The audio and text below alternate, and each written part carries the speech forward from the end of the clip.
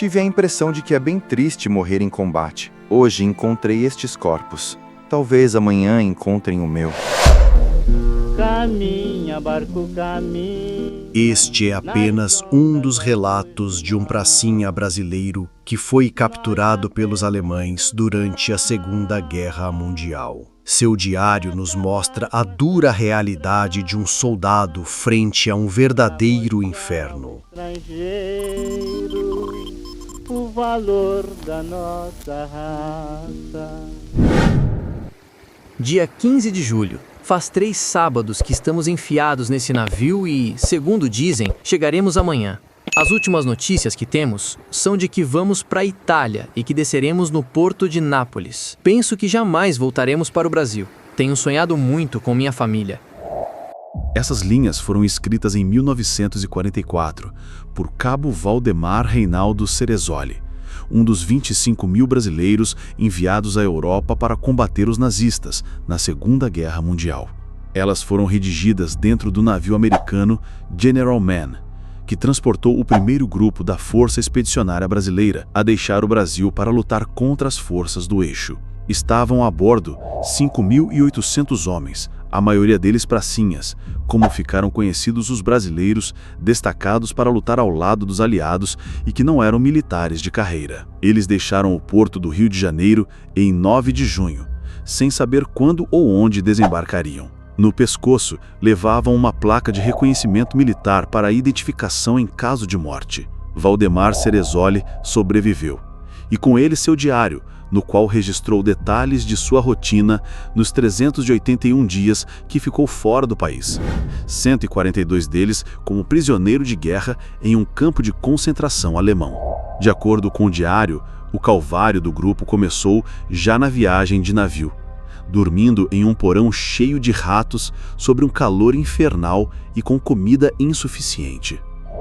Temos passado fome aqui no navio, onde só temos 2 refeições durante o dia todo. Eu não me acostumo com essa comida americana, tudo é doce. A noite é uma tristeza, apagam-se todas as luzes cedo e temos que ficar no escuro, com os ratos e o porão faz um calor insuportável. Todos os dias temos instruções de abandono do navio, é a maior chateação.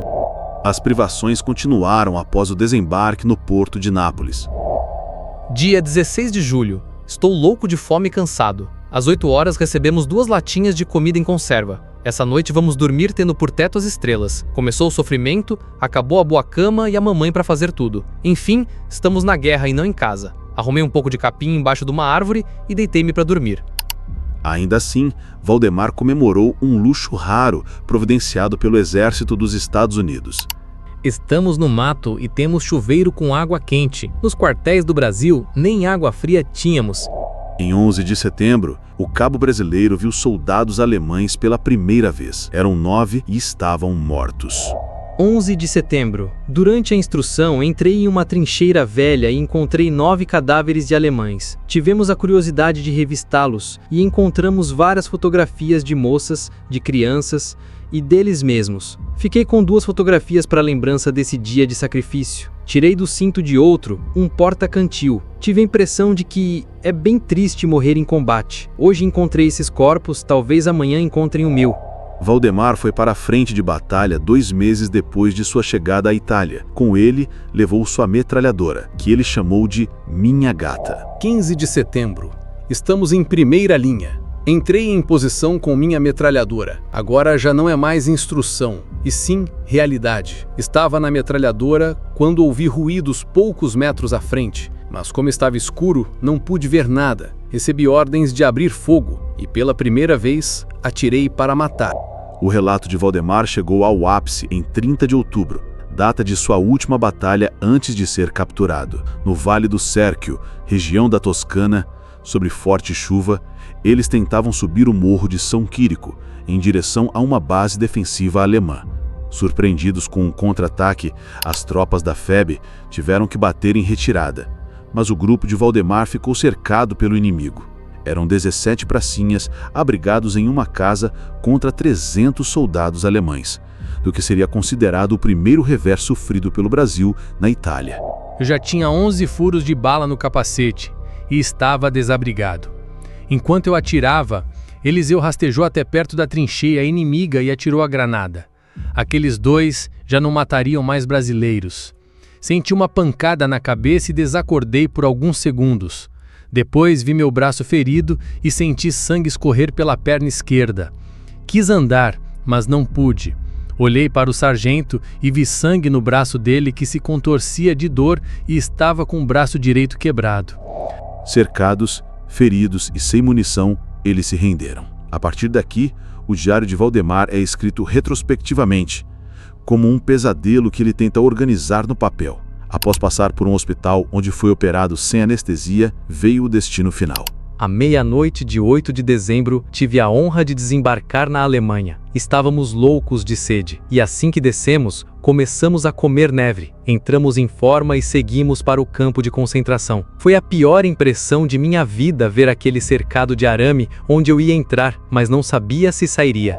À sua frente estava o Stalag 4A, o maior campo de prisioneiros de guerra da Alemanha nazista, na cidade de Moosburgo, na Baviera. Planejado para 10 mil prisioneiros, tinha mais de 76 mil no momento de sua libertação pelo exército americano em 29 de abril de 1945. No diário de Valdemar, os 5 meses de prisão foram resumidos em poucos parágrafos com conteúdo perturbador.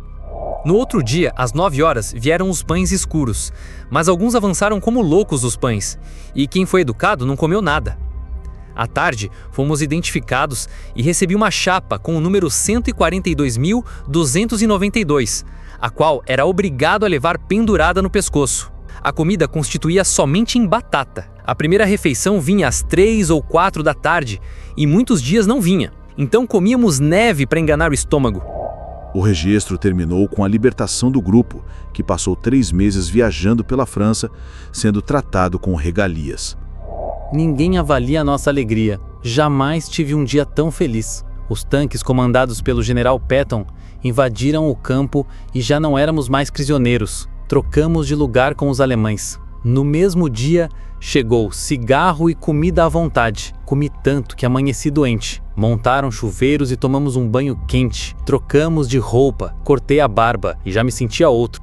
Valdemar sobreviveu. Mas o homem que voltou não era o mesmo. Recusava-se a falar da guerra. Valdemar entrou para a reserva e passou a exercer um trabalho braçal em uma pedreira de Ribeirão Pires. 17 anos depois, foi reformado por incapacidade. Segundo o parecer médico, desde 1945, quando voltou da Itália incorporado à FEB, ficou nervoso e não podia trabalhar, tinha crises de choro frequentes e às vezes perdia os sentidos. Valdemar morreu de leucemia em 1975, com 55 anos. Ainda que não gostasse de falar sobre o assunto, recorreu ao diário para desabafar nos meses seguintes ao seu retorno, relatando ter pesadelos com o sangue, os gemidos e os gritos de angústia dos colegas que tombaram ao seu lado. Vocês não avaliam o estado moral de um combatente que passou fome, frio, sede, que foi humilhado, que viveu vários meses pensando na sua desgraça? Não me condenem como ruim, procurem compreender-me. Nunca esqueçam que me separei temporariamente desse mundo e fui para a guerra, da qual muitos não voltaram. O relato completo de Valdemar e sua história completa estão no livro A Dupla Face da Guerra. Simplesmente um ótimo livro. O link está na descrição do vídeo. Compartilhe esse vídeo para que a memória de nossos heróis e suas feridas invisíveis nunca seja esquecida. Inscreva-se para mais histórias como essa. Até o próximo vídeo.